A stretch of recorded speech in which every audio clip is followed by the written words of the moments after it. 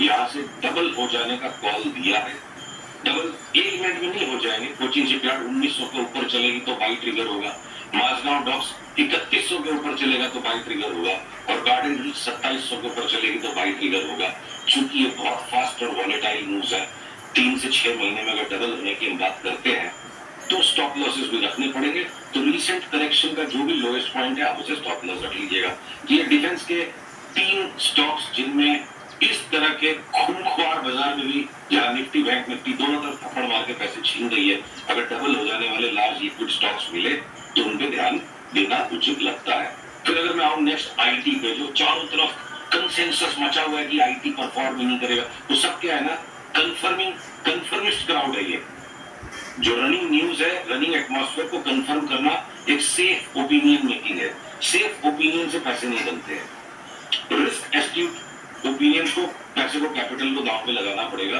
तो serious patterns आ चुके हैं। अगर स्क्रीन पे ये चार्ट को पीसीआर दिखाने का मेरा अनुरोध अगर मान ले, टेक महिंद्रा और एचसीएल टेक, अब इनमें एक लॉन्गर टर्म बुल घुस चुका है अंदर।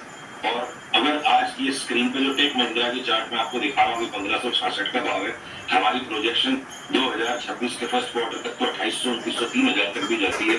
तो अगला पड़ाव भी अगर 50% ऊपर का है, और एचसीएल टेक भी जो इसके बगल में चार्ट है, अगला पड़ाव इसमें 2150, 2200 का है, तो आप विप्रो और टीसीएस से ऑब्सेस्ड होकर बैठे रहोगे तो काम नहीं होगा। चाहे वो एलटीआईएम, एलटीटीएस, एम्फेसिस, बीएफएल, इन स्टॉक्स पे जो हमने मोटी तेजी पकड़ी हुई है, और उसमें और भी हम सौदे को एक्सपैंड करेंगे तो साथ में ये दो भी जुड़ गए।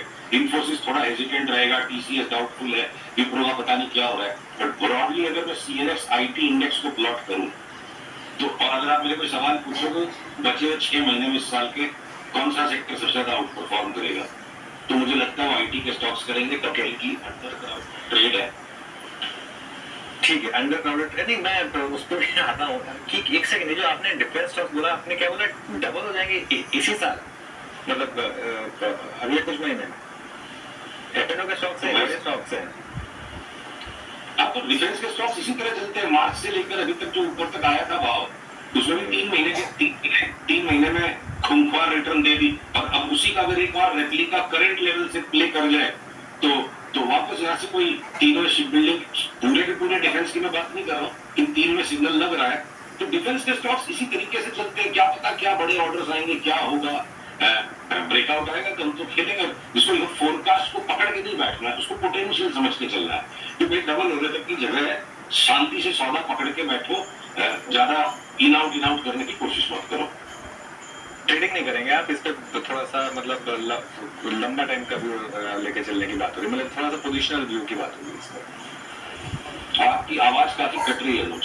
मैं कह रहा हूँ तो इस पे मतलब इसको आप ट्रेडिंग की तरह से नहीं दाम लगाएंगे, इस पे आप थोड़ा सा पोजिशनल दाम लगाने की जरूरत इन स्टॉक्स पर। हाँ, मतलब ये जो जिस तरह से जो बिल्कुल ये जो रेस के दौड़ने वाले घोड़े होते हैं ना, इनको शादी की बारातों में नचा के ट्रेडिंग वाला काम नहीं करना चाहिए। शादी की बारात में नाचने वाले घोड़े अलग होते हैं। ये रेस के घोड़े डबल हो जाए या आईटी के स्टॉक्स 50% बढ़ जाए, तो रेस के घोड़ों को शादी की बारात में नहीं नचाना चाहिए। शादी की बारात में तो घोड़े नाचते, घोड़ियां नाचती है ना, वैसे तो मैंने सुना है। ये तो मतलब वो बिल्कुल डर्बी की रेस में घोड़े भागते हैं वैसे, सुशील जी। वैसे जस्ट एक थोड़ा सा, एक सिंस आपने बात की हो, थोड़ा सा उसको करेक्ट करने के लिए,